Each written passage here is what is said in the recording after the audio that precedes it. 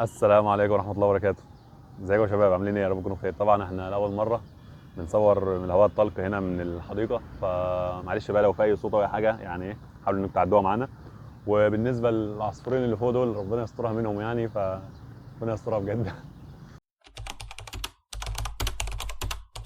طبعا انت قرأت عنوان الفيديو فعرفت أنا جاي إن أنا عاوز نحكي معاك في ايه. هو مبدئيا قبل أي حاجة، انت لازم تكون عارف ان انت مش لوحدك. يعني ان انت مش لوحدك اللي بتمر بالمشكله دي، مشكله ان انت عاوز تبدا في حاجه ومش قادر انك يعني ايه تكمل وتمشي فيها وتستمر فيها. فدي يعني ايه، فدي مشكله كلنا بنعاني منها. ويمكن انا على المستوى الشخصي، وده اللي انا جاي احكي لك، ما احكي يعني احكي قصتي، وان شاء الله ان هي تفيدك، ويمكن ان شاء الله النتائج اللي انا وصلت لها تفيدك. هو انا جيت في الترم الاول في سنه ثالثه، طبعا دلوقتي في سنه رابعه. فجيت في الترم الاول في سنه ثالثه، وطبعا اسالوا اي حد في كليه طب القصر العيني الترم الاول في سنه ثالثه ده عامل ازاي. الترم الاول ده يا جماعه بجد رعب رعب يعني، تمام. فالوقت كان مهلوك حرفيا، وما كانش في اي وقت اعمل، ما فيش اي وقت خالص اعمل اي حاجه. فجيت بقى في الترم الثاني كان معايا وقت، الدنيا خفيفه شويه. فاللي هو بقى ايه، عارف اللي هو المتعطش، انت عاوز تجرب بقى حاجات كتير جدا، حاجات كتير محروم منها، عاوز تجرب السكيل دي، وعاوز تنزل كذا، عاوز تعمل كذا، عاوز تعمل كذا، عاوز تتعلم حاجات كتير جدا في الوقت المحدود بيه، اللي هو الوقت بتاع الترم الثاني. فسبحان الله لقيت ان انا قدامي في الجدول بتاعي حاجات قد كده انا عاوز اخلصها. تمام. لقيت نفسي بعمل ايه يا شباب؟ لقيت نفسي ان انا يعني سبحان الله، يعني لقيت نفسي ان انا بروح داخل على الحاجه دي، مثلا اركز فيها مثلا، وليكن مثلا يوم يومين ثلاثه، وبعد كده بقى كنسل.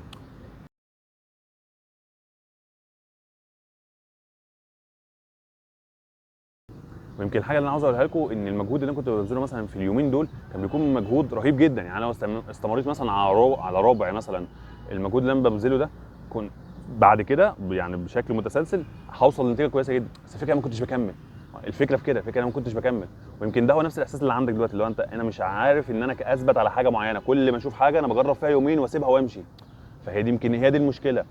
فبصراحه انا جيت بعديها كده، ويمكن لما قعدت مع نفسي كده وقلت لا، مش هينفع كده، انا مش هينفع ان انا اضيع وقتي. انا معايا وقت معين عاوز ان انا استفيد منه في حاجه معينه.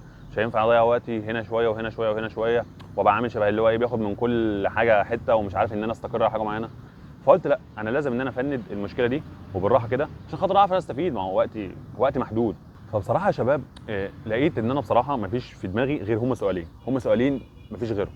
اول سؤال فيهم، هل انا لوحدي؟ يعني انا لوحدي اللي بحس بكده؟ لقيت لا. لما سالت اصحابي كده، اللي هو الله، ده مش انا لوحدي، كل اصحابي حرفيا بيعانوا في نفس الفتره دي من نفس الفكره. ما هو فكره معاك وقت وبتجرب هنا شويه وتسيب، بتجرب هنا شويه وتسيب، بتجرب هنا شويه وتسيب. فانا مش لوحدي. طب انا فاشل؟ طب فكرت فيها بشكل منطقي، انا لو فاشل ازاي لما بدخل في حاجه ببذل فيها مجهود رهيب جدا وبمشي لمستوى كويس جدا وبعد كده اروح مبطل؟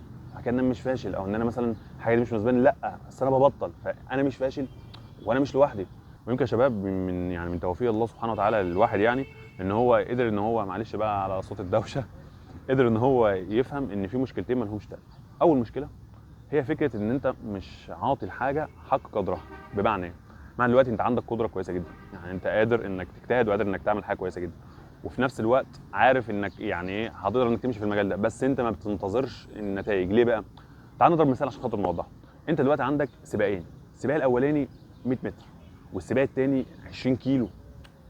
هتلاقي نفسك اللي هو ايه، في السباق ال 20 كيلو ده انت المفروض انك هتوزع الطاقه بتاعتك على مدار ال 20 كيلو، هنا شويه كده وشويه كده وشويه كده، بحيث انك تقدر تكمل لحد الاخر وتشوف فعلا النتيجه. لا، الفكره بقى بيجي من خلال القصور. يعني ان احنا ايه، عندنا قصر نظر كده، ان احنا مش بنعامل ال 20 كيلو زي ال 100 متر. يعني ال 100 متر انت محتاج هتجري على طول، خلاص انت كده عديت المسافه وخلاص فزت بالمسابقه وانت كده تمام زي الفل. ده اللي انت بتعمله مع ال 20 كيلو.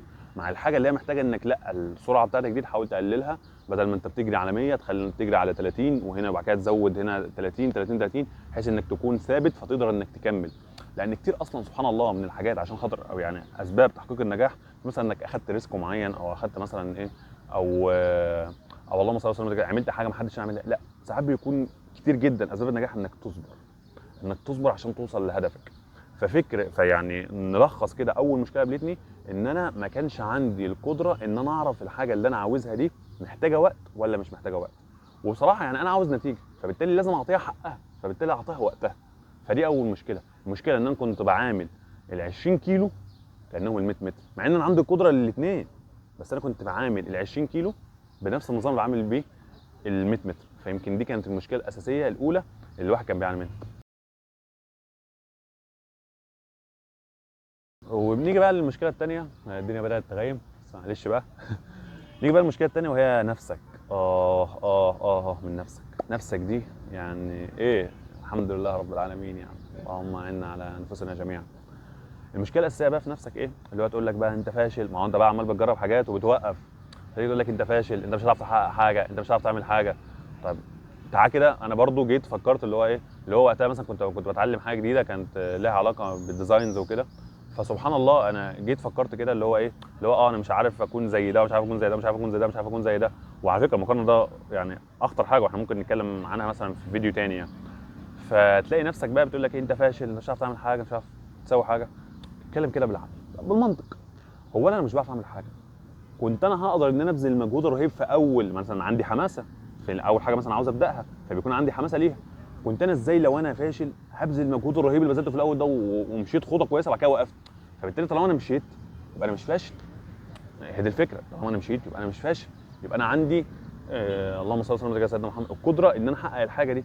فهي دي تاني مشكله، نفسك الاماره بالسوء اللي بتحسك على الكسل، بتحسك انك ما تكملش اي مثلا حاجه انت بداتها، او انك توصل للليفل اللي انت عاوز توصل له طبعا، بس ده طبعا يحتاج منك صبر وكده. فلا يا عم لا اركن، اللي هو انا مش هنفذها، اللي هو انت كسول، انت فاشل، انت مش هتعرف تعمل حاجه.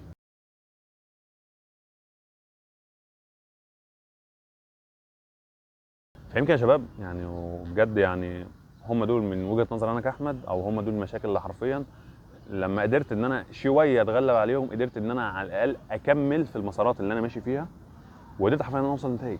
ليه بقى؟ انا مشيت بالراحه.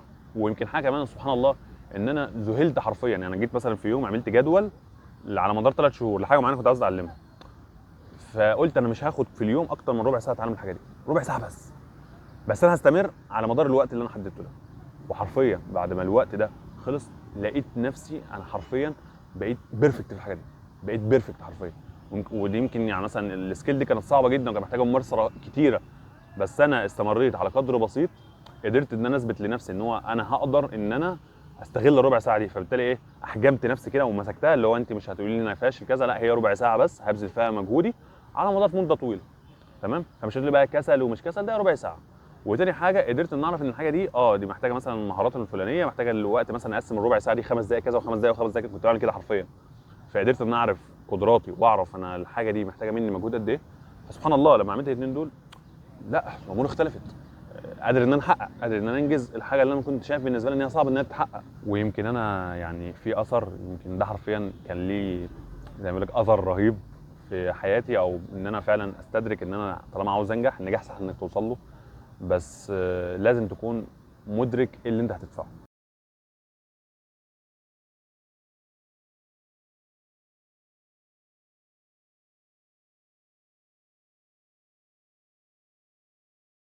يعني انت دلوقتي عشان توصل لكمال الامور محتاج انك تتعب نفسك، وكل ما انت بتتعب اكتر كل ما انت هتوصل يبقى مستواك احسن وهيبقى ارفع حالا.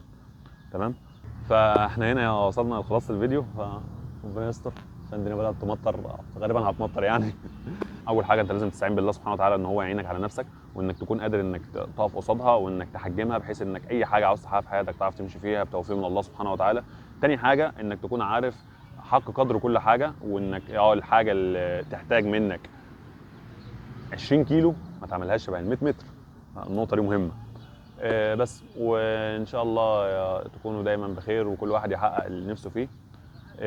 وهستناكم لو في اي حاجه عاوزين مثلا نتكلم عنها، مثلا تجربه معينه عاوزين نتكلم عنها، شعور مثلا تحسينه خلال الفتره دي مثلا عاوزين ان احنا نتكلم عليه وكده، اكتبوا في التعليقات، وانا ان شاء الله هبص على كل التعليقات ان شاء الله، ونشوف الحاجات اللي بتمروا بيها جميعا، وان شاء الله نتكلم عليها ان شاء الله.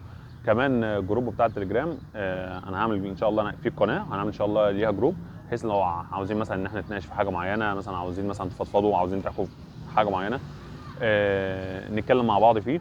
ولو في حاجه تستاهل مثلا ان احنا محتاجين ان احنا نعمل لها فيديو، ان شاء الله نعمل لها فيديو. ودمتم كده بخير، وما تنسوش دايما ان كلمه السر فعلا انك تستمر، والله العظيم يعني كلمه السر عشان تحقق حاجه انك تستمر. طبعا طرحت في الفيديو، طرحت في الفيديو صح؟ انزل اعمل لايك، انزل اعمل لايك واشترك في القناه، خلي ربنا يسترها معانا كده. مع السلامه.